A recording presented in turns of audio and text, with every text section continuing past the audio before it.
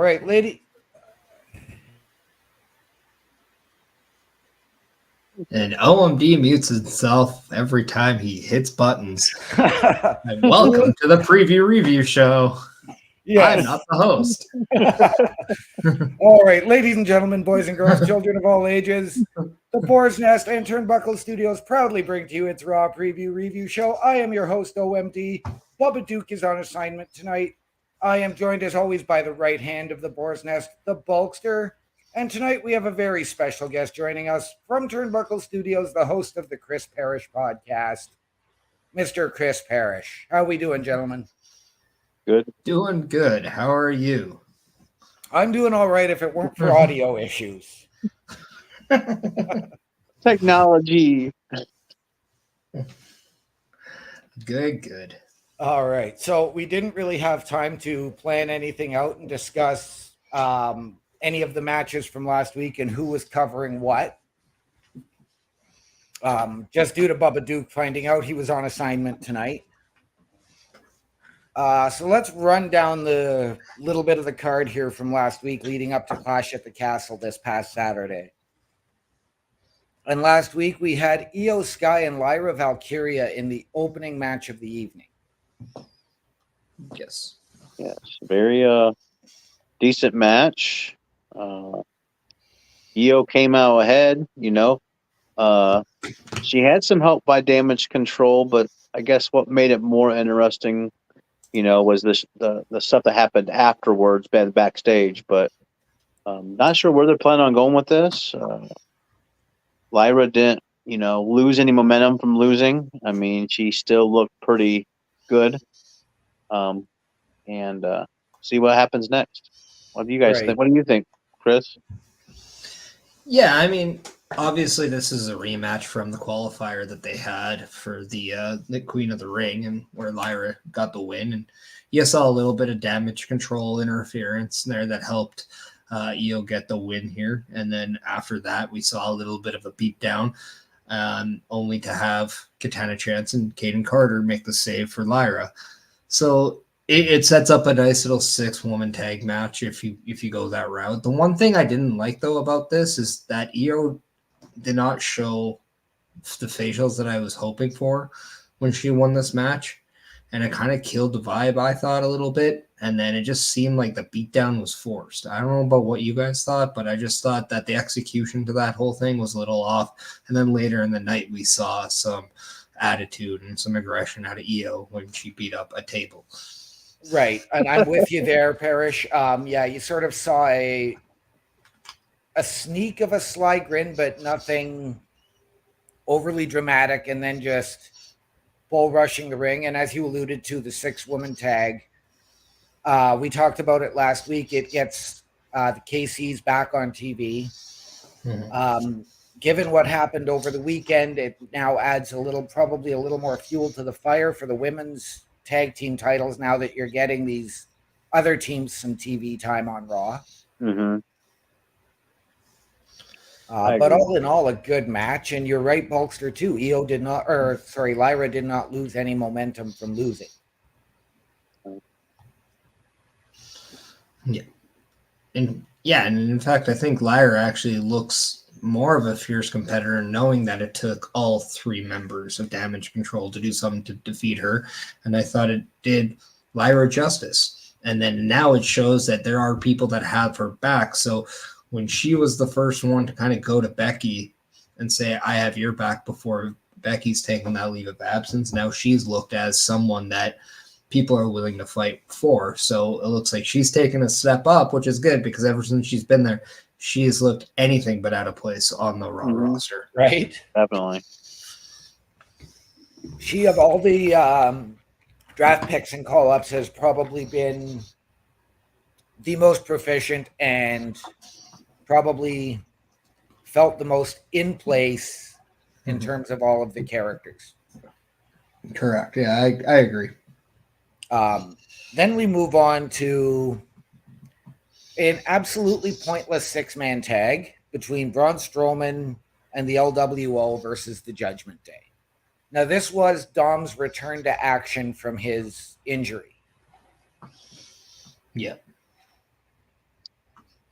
And he didn't even look out of place either. No. As much as this kid gets criticized for, oh, you only have a job because your dad got you it. That he's been given everything. Hello, Chris Best. Thanks for joining us. But what I thought is great is he's totally coming into his own. He almost completes the Judgment Day now, and it almost seems like in this time without Rhea Ripley, if you don't have Dom contributing, there seems like it's a gigantic hole in the Judgment Day. Yeah. And now that Dom's back, there seems like there is a connecting piece back with the Judgment Day. And because of that, there looks like there's that connecting piece back on Raw. The only thing in this match that I don't think has a piece in this puzzle is Braun Strowman. I don't know. Right. What do you guys think? I'm with you. Like, where did he fit? Like, yes, okay, he got the warning from JD McDonough a couple of weeks ago. They've had their match, and it was back to, I'm Braun Strowman. I can run around the ring and knock people down. I mean, it looks like they're doing the Braun Strowman thing. I think we're going to see more Braun Strowman in Judgment Day because I feel it's more of them antagonizing him or teasing him. So, I mean, until he gets his final hands on JD or finishes what he just needs to get his finishing until they let him get hold of them. I don't think the story's going to end because they're just going to keep on teasing. Like, he wasn't able to do his run around the ring and hit him because they jumped over the barricade and said, "See you later." I hate to say it because I really don't want to see it, but I'm wondering if this is going to lead to Priest versus Strowman at SummerSlam, and hopefully Priest goes over. It won't, because Priest's SummerSlam opponent would be Gunther, who has a guaranteed championship match at SummerSlam. Right. But I was going to go in a similar direction because as of right now, Priest does not have an opponent for Money in the Bank. Maybe that is something we see, and maybe, just maybe, whoever wins Money in the Bank could look at that as an opportunity, and maybe the match with Gunther is not Priest, but maybe it is. Who's to say? Right. That's only if, and we're hoping Priest is okay. His leg is okay. And I have actually changed my prediction from being Andrade to win Money in the Bank. And I'm going to put it out there. What if Dom wins Money in the Bank? I don't hate it, but I still think that the safe money's on main event Jey Uso. Yeah. Okay. I wouldn't mind if Finn won it. That'd be an interesting dynamic if Finn Balor won it, because then he could catch it on Damian. Yeah. Just Chris before, Chris I think. Sorry, Chris, go ahead. I was just going to say another name for Money in the Bank that I would love to see is actually Kevin Owens. But yes. I know that's going a little bit off kilter. That's SmackDown. That sounds like a security detail kind of a conversation. Right. Chris Best saying I need a new argument for hating on Braun. The guy's just there taking up space. He's not all that talented. Then we get Sami Zayn and Otis last week. More story. That was pretty much a filler match, I feel, just to build more story for that whole dynamic, the whole story of Otis. Not being bullied by his mentor. And, either when this fall ends, I don't know if Otis will actually. I have a feeling that him and Mexican is going to fall off once Gable is on his own or with another group. Right. I feel they might have a one-off match. I'm gonna. Right. I don't think he's going to win, and then he's just going to be back to needing to find another partner or something. See, I like where you're going with that. I think, yeah, you might get the one-off between Gable and Otis, and that's where you see Gable's new team come out, and that likely, in all likelihood, is going to be the Creeds and Diamond Mine. Yeah, I think The one thing I wished about that match that we saw on Monday was that, because it was a non-title match, correct? Right. I wish we would have saw Gable get in the head of Sammy and Otis picking up the win, because I think that would have played a huge part into this little Gable doing everything he can, and then kind of giving Otis that false sense of security of saying, look, I actually have your back. I actually do care about you.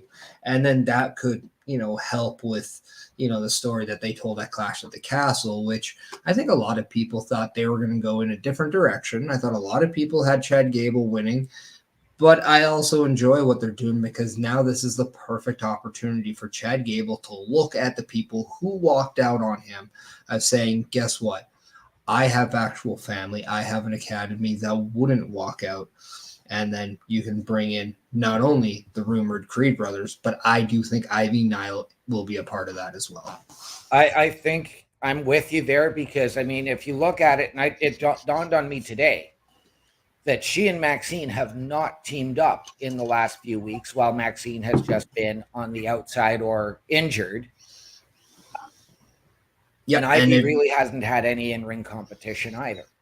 Yeah, and if we paid attention, if we paid attention to those backstage segments too, the one thing we also saw, as well as Gable talking to Creeds, he also had one where he was talking to Ivy Nile as well. Yep. And in a world where everything matters, where we always have to look at the Easter eggs because we never know what basket you're picking up anymore. Right.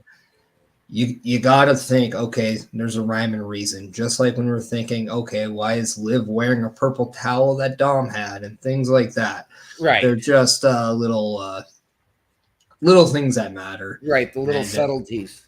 Yeah, and that's what I think is making Raw so complete now of a show, is because of those little subtle details.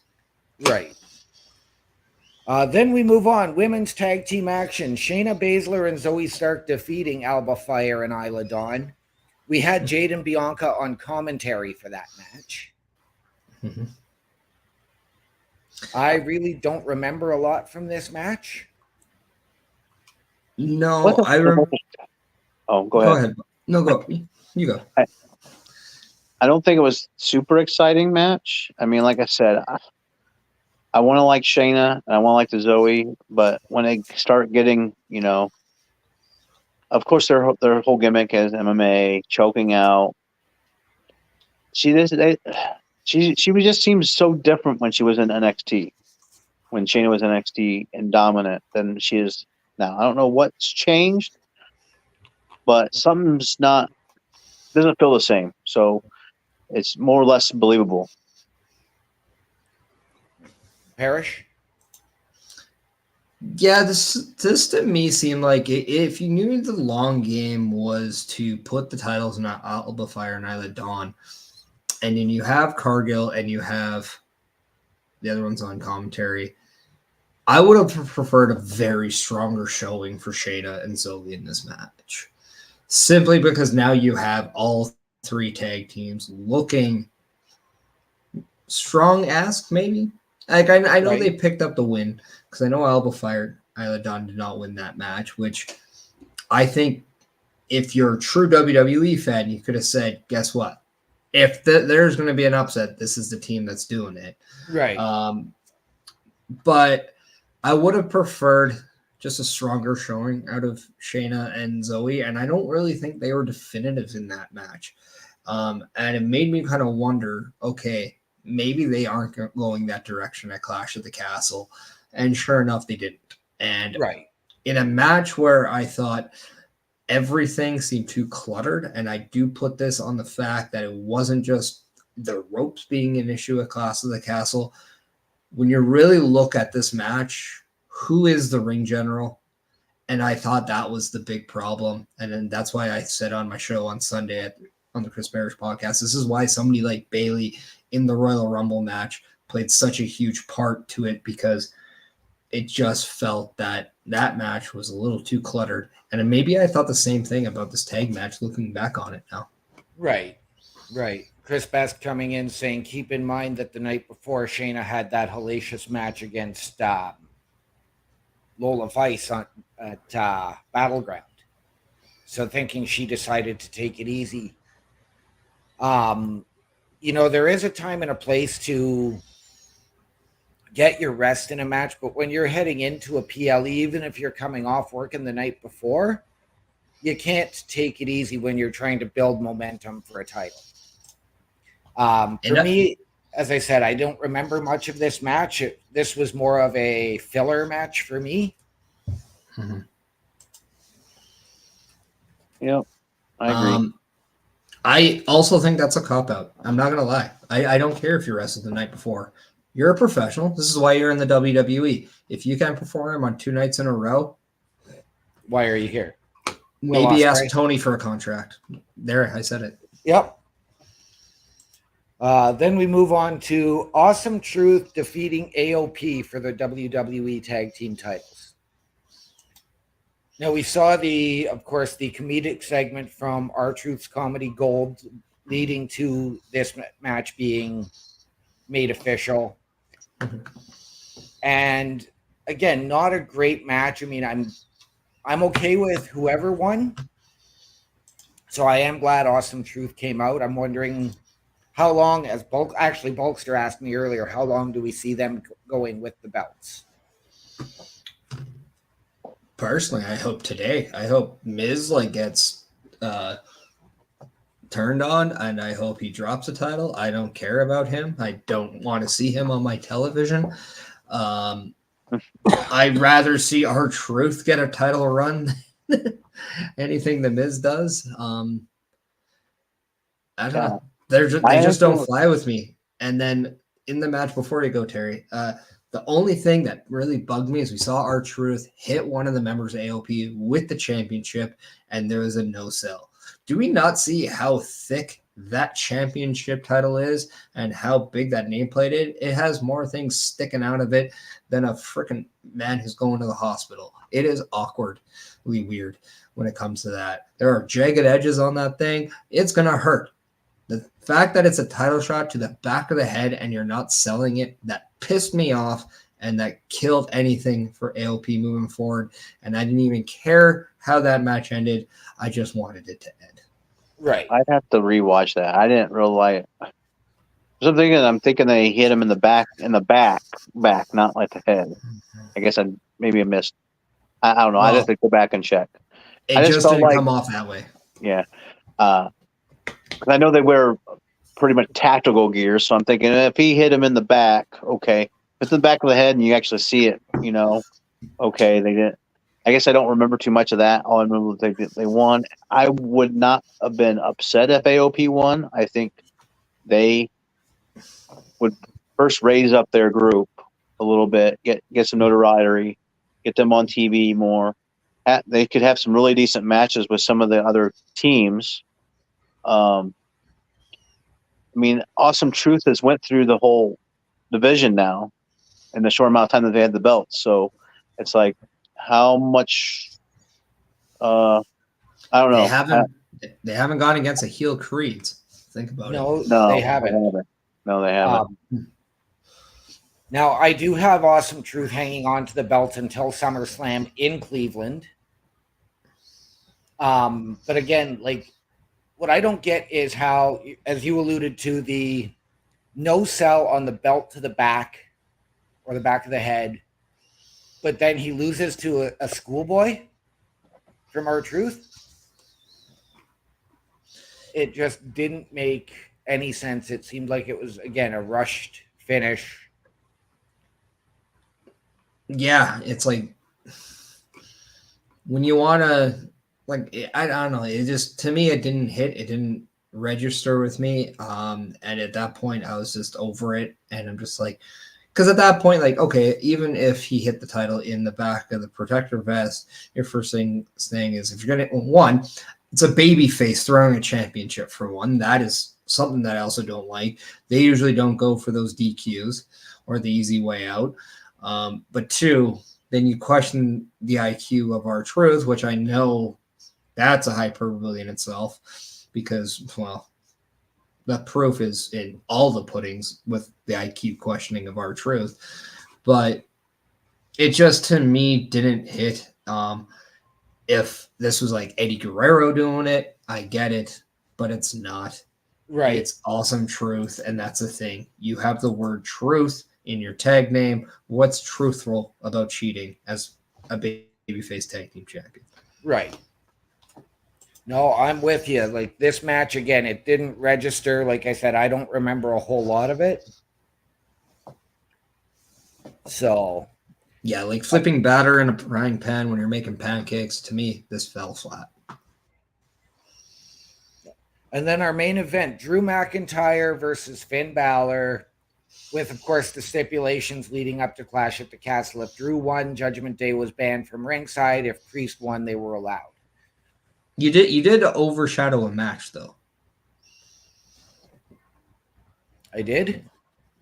Well, yeah, because if you're saying main event is that match, you went over the Braun Breaker Ilya Dragunov match. Yes, I did. Yes, I did. You're right. It didn't. And I didn't have it listed. this match was, for me, this was hard hitting. This was a fantastic match. So good you forgot about it. Well, I'm going off of the list that the right hand of the Boar's Nest sent. Forbes got it wrong. We'll never rely on Forbes. It's a good thing I'm on WWE.com and getting my information. There you go. But yes, no, this match was fantastic. It was hard hitting, fast paced. Mm-hmm. We saw them pick up where they left off from their previous rivalry. But further cementing Braun Breaker as this next dominant force, I suppose, on Raw. He's kind of that alpha male bully that can get it done. Yeah. Because he's cocky enough in his abilities. He's good. Like, let's just say, like, he's nothing but impressive so far on the Raw roster. He's somebody that if he's in Money in the Bank can be looked as a huge threat and should be. However, I don't think he's a Money in the Bank type guy. But if he has a contract to when he can cash in, that's scary. Even if your name's Gunther. This match to me really was a hard pill to swallow because either Braun wins, which is what you wanted, or Ilya takes a loss, which is what you don't want. Right. Because now you almost have to rebuild Ilya back up because he's had multiple losses in a row now. When you look at the King of the Ring qualifying and then now this one. So you got to do something of magnitude with Ilya, I think, tonight on Raw and then moving forward. And I think that's going to be something to look forward to. But also I think what's everyone's going to talk about is outside of these two having an amazing match, what happens after. Yes, absolutely. And then we see Ricochet come down to try and save Dragunov and take an absolute beating to get written off of TV and written out of his contract. Well, it's not written out of his contract. No. Supposedly letting it expire. And I say supposedly because there's been no confirmation. Right. Just speculation about this. And then it's just what we had seen has been looking towards that point. And whether or not it's smoke and mirrors, whether or not it's real, all I know is we won't see Ricochet for a bit. But if we do, that's going to be a big moment. Yes. Absolutely it will. Okay, now on to the main event of Drew McIntyre and Finn Balor from last week. And again, another fantastic match. The Celts versus the Kilts, I guess. And again, your thoughts? I thought it was a good match. Like I said, with the stipulation being if Drew wins, Judgment Day is banned from. Or he was going to keep Judgment Day away from ringside, and if Finn won, he was saying, "I'm going to have Judgment Day out there." So knowing the stipulation, you're kind of thinking, oh, what are they going to do here? It's kind of a toss up. You kind of thought, well, maybe this is they're going to Drew win because they don't make it a 1-on-1 match. They want to make Damian look strong, but you didn't really know. I mean, Judgment Day. I honestly didn't really think it mattered. I figured Clash of the Castle, Judgment Day would have came out regardless if they would have won or lost or whatever. But no, they just stuck with their word. They never came out. But it was a decent match. Like I said, Drew is a star. I mean, he's getting better and better, at least in my eyes, with his new change of character, I guess, of recently or last several months. So I'm looking forward to seeing what happens next with Drew. Finn, he's just kind of like that minion in the another minion in the Judgment Day. I mean, I don't think him and even Dominic or JD, all three of them are not really doing anything. I mean, Dom is working on that storyline with Liv. It looks like they're major, but I think Finn's also in the whole storyline, but only if you catch it, catch the little things that he's doing. But just kind of waiting patiently for the story to unfold. Yeah. I thought this match was very telling. I thought it was very obvious, and you're not going to complain when you see Drew McIntyre and Finn Balor in a ring. You know you're going to get nothing short of great when they go at it. The only thing is we knew that Drew McIntyre was going to win. We knew this was going to be a Judgment Day free match at Clash of the Castle, and we knew CM Punk was going to interfere. It was obvious. Now, we saw what we saw at Clash of the Castle. You can have an opinion about it. All we know is they are lining up for Drew versus CM Punk at SummerSlam. It's going to be a big match. We're going to find out on Friday if CM Punk is cleared or not. I 100% believe that he is announcing that he will be. He finds out today. That's what he says in the post conference. And yeah, but I think now the question is, because we've heard reports about the injury scare with Damian Priest, it seems like everything's okay, and it was just that, a scare. But what's next for him? And I think that's the big question, is what is next for Damian Priest and the World Heavyweight Championship? Yeah. Definitely. I wonder if you're going to see now. Okay, we're going to move on to tonight, and we get a number of some Money in the Bank qualifiers. Now, do we know what those matches are going to be yet? Yeah, there is a couple of triple threats. I know it is one for each. Terry, I'll just go to you and see if you know so far, and if you don't, I'll find it on X. I don't. I only showed 3 different ones. Okay, before we go there, let's talk about kind of what to expect with the obvious. What should be starting Monday Night Raw, and by the time we get that, I'll have those triple threats for you guys. What should be starting Raw, and I'm going to go with Damian Priest opening up the show. No? The countdown to the Wyatt 6 thing, it ends at the beginning of Monday Night Raw. True. So that is speculated hard to open up, and we're going to see somewhat of an idea of what that is. Right. Okay. Well, I know, all they've said is they've been filming vignettes this week, so whether that's what we're now going to get tonight or whether we actually get Uncle Howdy and crew making an appearance in the ring or on the stage, we don't know. I figure you'd have them, interrupt somebody, but I don't know, unless they don't interrupt whoever starts Raw. And whoever comes out Raw, then they would come out, during that promo. And almost to tie in kind of your thing, we could see maybe multiple things. Now, I asked a question, well, what would be next for Drew or for Damian Priest? maybe it could be a Wyatt 6, or if that's going to be a name of the faction, whatever the case may be. Right. Could it be something regarding Uncle Howdy? Could we see this faction and the Judgment Day be something to watch down the road? That's kind of where I'm thinking it could lead to. We Right. know that it's going to be Gunther at SummerSlam, but we don't know what it's going to be before SummerSlam. Right.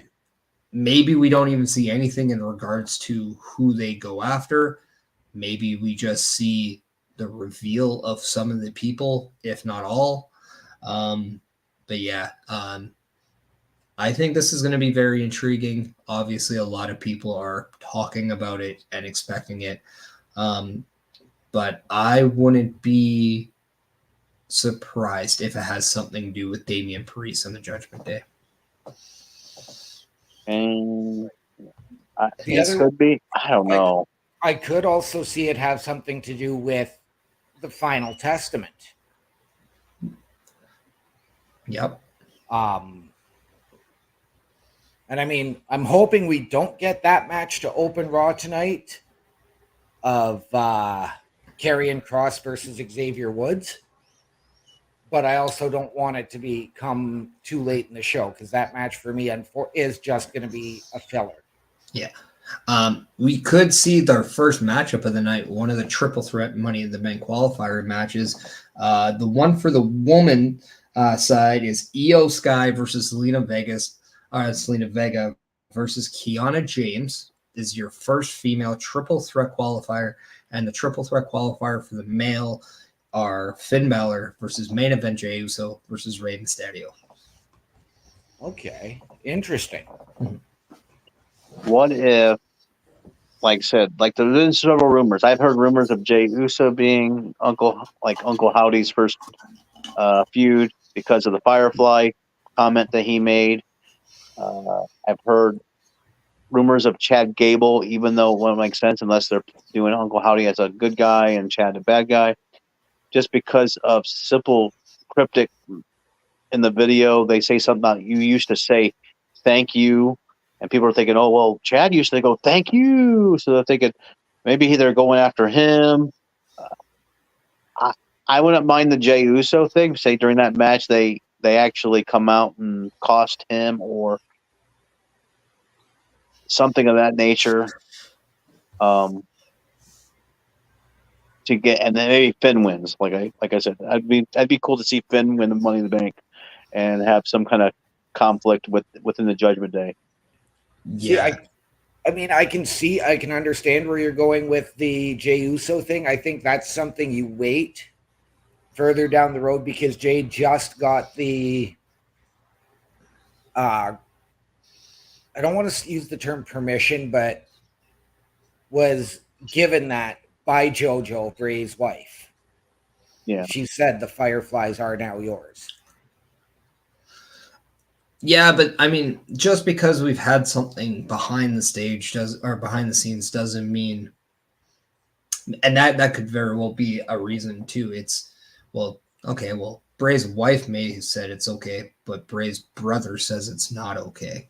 You know, it's one of those things. The one thing we do know is that anything to do with Bray Wyatt has an insane ability to connect things in a way we never thought was possible. Correct. Right. So whoever they decide to go after, for whatever reason they decide to go after, it's Christian, you are not getting away with that comment. Just saying. Yeah. I've seen the video of other people doing it, so you're not gonna get that one. Okay. I don't even know what the comment is. Yeah, you don't want to know. We don't need to post it. But yeah, but no, your guys' thoughts on the Money in the Bank triple threat qualifiers. I know we're talking a little bit about the men's, but what do you expect out of the women's one? Kiana James, Io Sky, and Zelina Vega. Yeah. I'm going Kiana James. James to win it, make probably the biggest splash in her second ever match on Raw.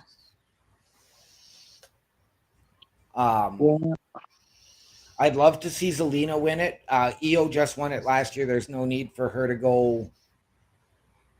I guess there is a need for her to go back into the match, but really there isn't, because you can build her up to a match with Liv at Money in the Bank, whether it's a triple threat with her and Lyra as well, or however they want to do it.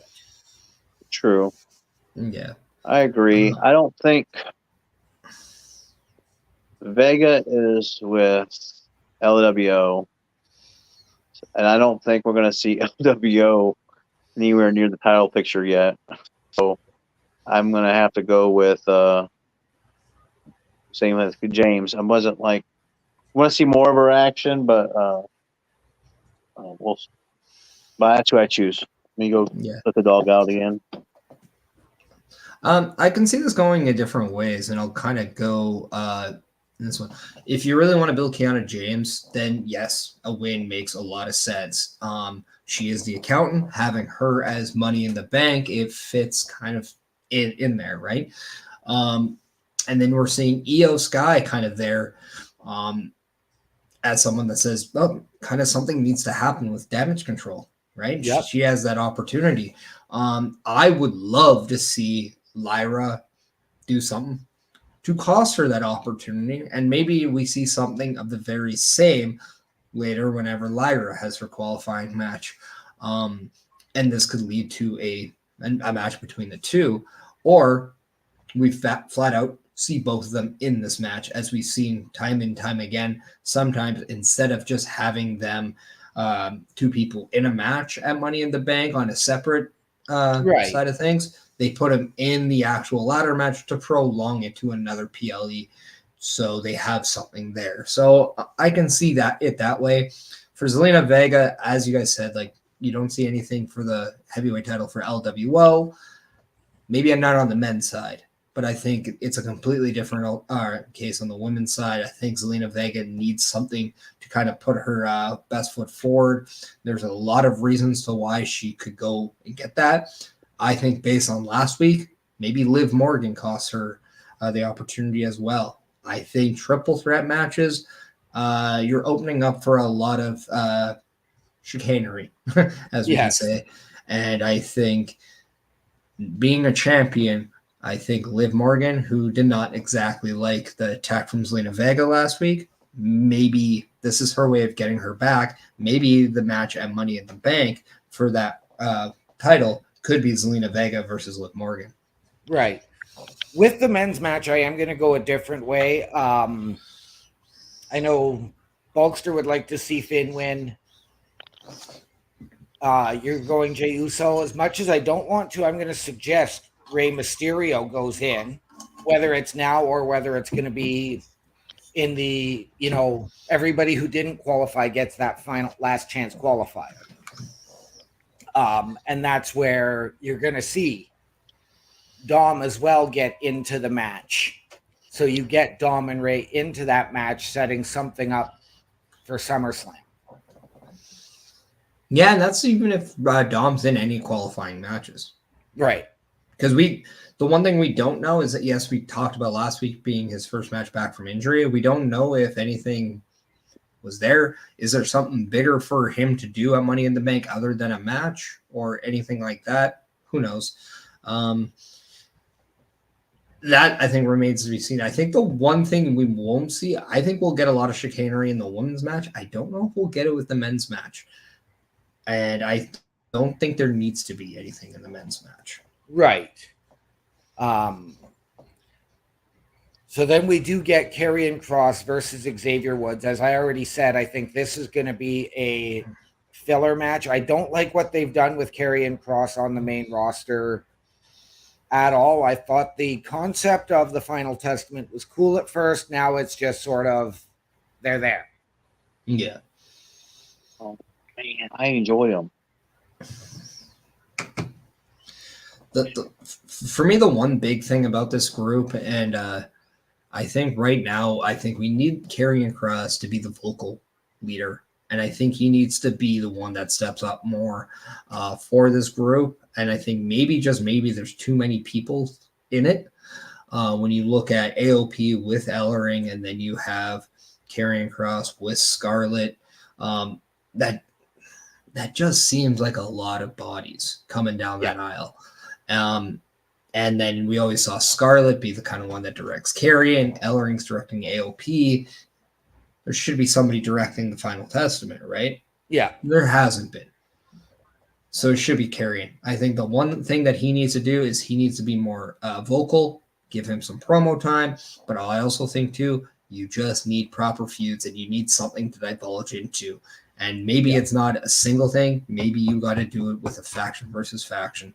And I think that is something of value. Maybe, just maybe, you think after SummerSlam, you start tweaking Judgment Day towards that babyface side, and then you think maybe we do Final Testament versus Judgment Day. Right. Well, as you've alluded to, we get the Wyatt Six, Dreadmere, whatever they're going to be called. Mm-hmm. You've got the Final Testament. You've got Judgment Day. You've got a bunch of other factions between SmackDown and NXT, all in terms of trios actions. Do we see them potentially, and I really don't want them to do it, but do we see them potentially adding a trios title? Probably not. I wouldn't be surprised if that's been an internal conversation because of the rationale you just said.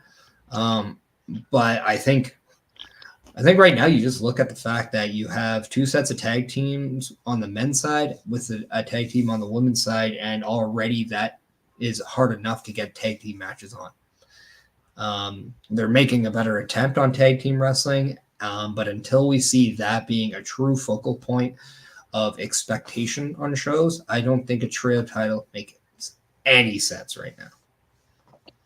Like the only tag titles that are really getting a lot of publicity is the Raw ones, because it seems like Truth and Miz are wrestling weekly, but they haven't really done. I mean, I guess they are starting to do stuff with Waller and Theory, with building the whole feud with them, and them eventually losing the titles probably, and that'll be in a feud. But you just don't ever remember them. Heck, half the time I forget they even had titles.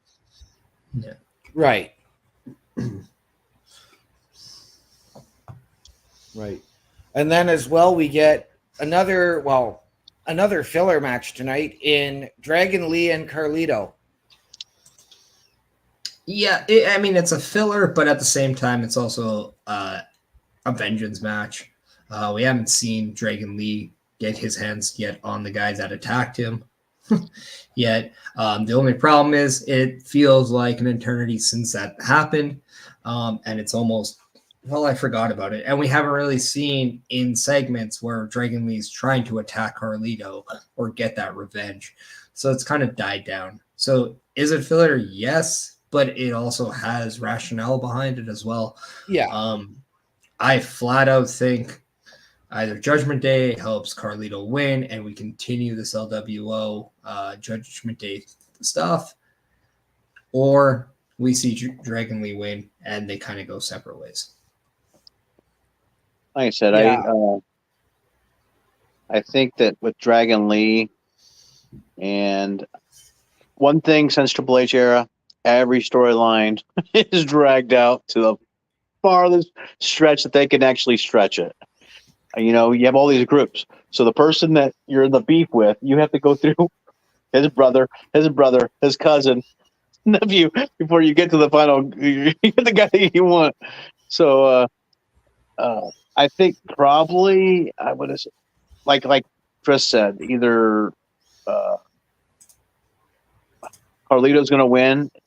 It might even have help by the Judgment Day to solidify his role there, or they will leave him be at his own demise and have a Dragon Lee win, and it'll just be a done feud then. Yeah. I'm thinking, and I'm going to go off of your rationales, guys. I'm thinking you're going to have the Judgment Day help Carlito get the win, and I think that that's going to then play into that Money in the Bank triple threat qualifier with Rey Mysterio and Finn Balor being in there. Yeah, I can see that too. I believe you alluded to that as well earlier, Parrish.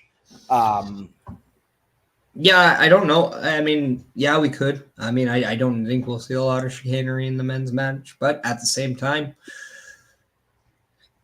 it's Monday Night Raw. If there's not chaos, why are we tuning in, right? Right. I mean, it's not the Monday Night Wars anymore, but there's a lot going on. Yeah. But yeah, and then really on top of that, I mean, those are all the confirmed matches we have. I think the only thing we haven't talked about is we're gonna get a pissed off Scotsman. That is the only other thing. To the point where we know CM Punk is not there. He is getting his medical update today.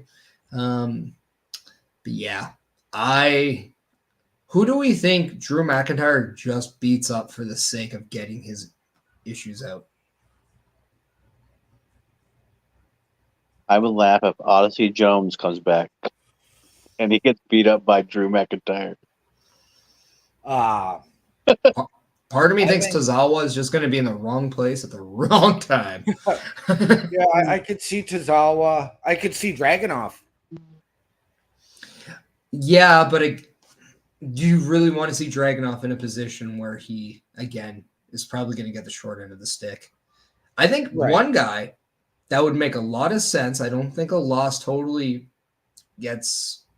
matters to him. But maybe Bronson Reed? Yeah. But maybe we see Sheamus and well, here's one. How about Sheamus and McIntyre versus Kaiser and Gunther? I could get into that. That'd be good. That'd be an interesting matchup. Yeah. That's what I'm gonna go with. So of all the crap I was just spewing, no, that is what I'm gonna go with. Okay. Yeah. So we've touched on last week's Raw. We've touched on this week's Raw. We haven't touched on Clash at the Castle. Now, I haven't gotten to see it, but I am aware of everything that's happened. Yeah. So I don't know what match actually opened the show, so I will let you guys fill me in. And it was the I Quit match between Cody and AJ. I mean, what do you want to say? It's an I Quit match. I've heard on other channels they did not like the fact that this match went outside really quick. I thought it was the perfect play. I thought they started off with a lot of aggression. They continued the aggression. The only thing I did not like in this match, because I don't think it hit, was the stuff with Cody's mom. I just didn't think it registered. And I thought the fact that Cody's mom actually slapped AJ Styles kind of took away from why there was that ending afterwards, because I thought if maybe AJ did some kind of like, whether or not maybe he spat, maybe he poured a drink, or he did something disrespectful to Cody's mom to the point where that same feeling out of Cody's mom after, then I can understand Cody still going on with the chair or the steel steps after the match. But then I just kind of thought it was like a little overkill. But at the end of the day, you have Cody Rhodes kind of taking that step up, as he alluded to when he stepped up on those steel steps, that he's willing to go to another place to defend that undisputed WWE title. Okay. Yeah. Hulkster? I liked the match. Like I said, I was here with my cousin watching it, and we was really enjoying it. I understand the whole point with his mom at that final shot with the steel chairs, because he stopped because he quit. He didn't want to get hit by the steel chairs. Then he kind of looked at his mom like, "Are you okay? Are you okay?" But nothing happened to his mom besides, him getting up in her face, and then she defended herself by slapping him a couple times. But he never really. Mm-hmm. It would have been nice if he face palmed her and pushed her back in her seat. That would have been good enough to be like, okay. But then you'd have to say, like, well, how does he know that happened? Right. He didn't really see it, so they would have to make it where. So, I think it was just the fact that you badmouth, got in my mom's face. That's disrespectful. I'm gonna do this to you anyway. So. Yeah, it kind of felt more of he stopped. He wasn't sure to do it. He looked at his mom, because it's like you don't want to kind of go to that extreme in front of your mother, and the mom's like, "Do it anyway." and Yeah, then he do does it. it. That's what I felt like they were doing. To me, it just I didn't get it when I watched Yeah. it. It didn't come off that way until after I'm thinking about it. So to me, that was the only thing that fell flat. Outside, the match was great. They did a great spot with a phenomenal forearm with Cody throwing a chair to where AJ then bumped onto a table that they had set pre thing. I did see that clip. Yeah, Cody then AJ then grabbed a velvet bag and everybody exploded because they thought it was going to be thumbtacks. AJ had, I thought, a line where he's like, I know what you guys think. It's not that. And then he pulls out handcuffs and they do some with handcuffs. But I mean, it's what an I Quit match should have. They just beat each other up and they tried to do everything they can. Right. And now we probably won't see AJ for a while. Nope, but he will be in Pro Wrestling Noah. Yes, going up July against 13th. Marufuji. Yes. Yes, he will. That will be discussed probably tomorrow night on Turnbuckle Talk. Oh, no. I was going to say something. Go ahead. I was going to say, that reminds me that this goes back to the EO qualifier. I don't think she will win because doesn't she also have a Japanese match too coming out? She does. Yeah. On the same date for a different company. Mm-hmm. Yeah, so I think that's probably why she won't win that one. Yeah. And then I don't remember if this was the next match, but I know it was the tag team. Okay, then it was, yeah. So the talent name. Oh yeah, talent name. Well, no, Cody was a talent name, but yeah, you had Bianca Belair and Jade Cargill defending their titles against Isla Dawn and Alba Fire, also known as Unholy Union, and then you also had Shayna and Zoe. Yeah, I don't know if any of you guys have anything to add in this match. All I said was I said earlier, it just felt like a kind of a really uncoordinated thing. It just seemed like it was scattered, and then we ended up getting a result where, of course, the fans are going to pop. Their own locals defeated Shayna Baszler, I believe, to become the tag team champions. Right. Yeah, I haven't seen any clips from this match other than knowing that Isla and Alba won the women's tag titles. I've heard a lot about it with various botches due to the ropes. Mm-hmm. And it was and everybody's going to pinpoint Jade, but that was the most obvious. But there was a lot of other either didn't get the full, and some of them weren't even the ropes. It was just the the German suplex looked terrible from I forget exactly who was given this, but it looked like it was Isla Dawn to Jade Cargill. Yeah, it just looked terrible. Alba Fire is like this kind of the thinner one, and then Isla Dawn is the more redhead. But yeah, they had a lot of moves that just didn't hit well, or someone didn't. They just didn't work as a team very well, or work together really well, and they needed more, I guess, practice working on deliveries of those moves. Yeah, it just seemed very scattered. But I mean, at the end of the day, that's right. It was. So was what this it was. match sort of the carnival sideshow of the PLE? No, because you can tell with the fans having local representation and that they still cared and they're still there. So I don't think it was one of those things where people didn't care, they didn't have any investing. It was just a matter of it being scattered.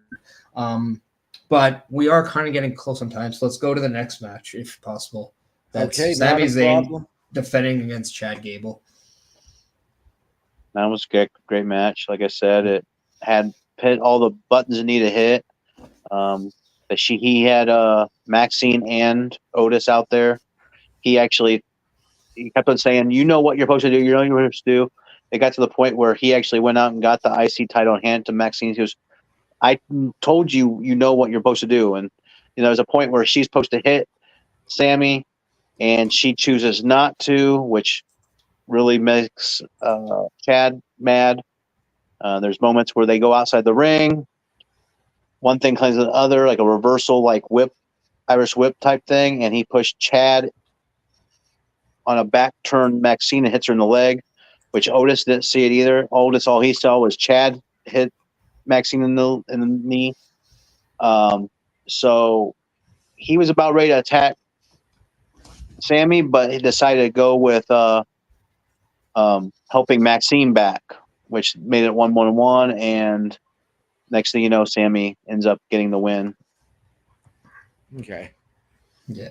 And I know I've seen the clip of Sammy saying, "No more. That's it. We're done."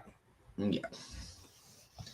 And yeah, that's why it's going to be intriguing on Raw tonight to see what Chad Gable does next. And Yeah. And then that went to the Bailey Piper Niven match where we saw Chelsea Green get ejected as she tried to get a little too hands-on, only to come back wearing a Rey Mysterio mask. But Nacho Libre. I think in a way that overshadowed it because Piper Niven was phenomenal in this match. I thought Bailey was terrific. I thought this was probably my second favorite match of the night. And I'll let kind of Terry say something to kind of close this off because Bailey, as we all know, won the match, gave kind of a nod of respect to Piper Niven. But Yeah, what did you like think? I said, I thought it was a great match, and like I said, Piper. I'm hoping Piper does continue to excel and maybe get more future title shots. Okay. And the last match was Damien versus Priest. Damien versus Drew McIntyre, and that ended with Damien either winning. Damien got close to being really injured, or he possibly could. I guess we're going to find out tonight. That has been leaked yet, so we don't know exactly how the extension of his injury he might have or not. But he either sold it really good or he was really feeding off adrenaline. Right.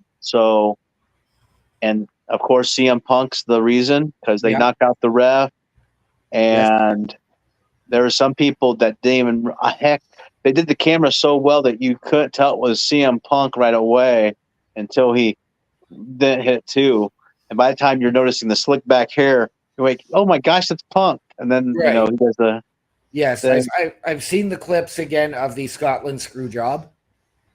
Yes, and Wade Bear ain't very happy. No, he's not. Yeah. So in a nutshell, I mean, whether or not that was the right decision or not, we'll find out. I think it was because they're setting up for something better at SummerSlam with Drew McIntyre, something everybody wants to see. I think you just wanted to see Drew with the championship, but that's why I think he's going to win the 2025 Men's Rumble. But yeah, with a minute left before we head over to the Raw Patrol. Before we head over to the Raw Patrol, Parrish, since you and I are going to distribute our socials later, I think we'll let Bulkster do it tonight, and then we will amscray on over to the Raw Patrol. You can find me on YouTube at The Bulkster Show and on TikTok at The Bulkster Show. Like I said, you'll see me for the Raw review.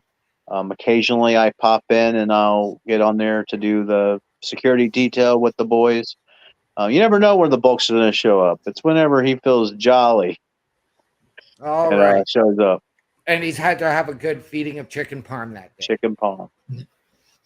And I'll give a shout out to Bubba Duke since he's not here. You can catch him on the Tube of You at Bubba OMD. And I think he'll be on the Raw Watch Along with us on the Raw Patrol. So he said he might.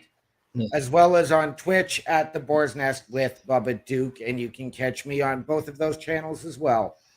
With that, ladies and gentlemen, we must bid you adieu.